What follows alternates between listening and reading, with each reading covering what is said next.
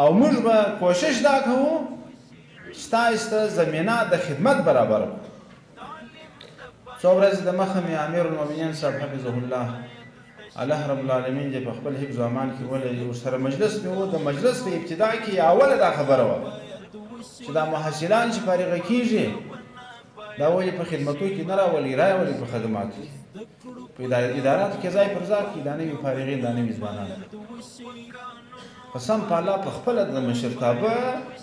اول خبره په مجلس کې هم دا خبره وه د دې ځوانانو فکر د دې محصلانو فکر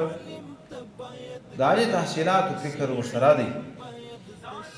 په ټول کال کې په تېر کال کې د افغانستان پر ټولو پوهنتونونو تقریبا زه ګرځېدلی یم. داسې نه ده پېښه شوې الحمدلله دا زما وړتیا او قابلیت نه دی دا د نظام توجه ده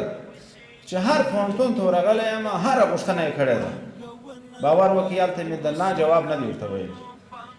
هغه مې ورسره منظور کړي هغه کار سوی دی.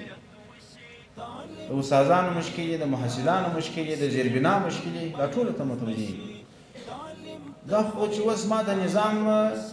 بودیجه رانه کړي همکاري راسره ونه کړي حمایه مې ونه کړي نو زه څوک یم یو فرد یم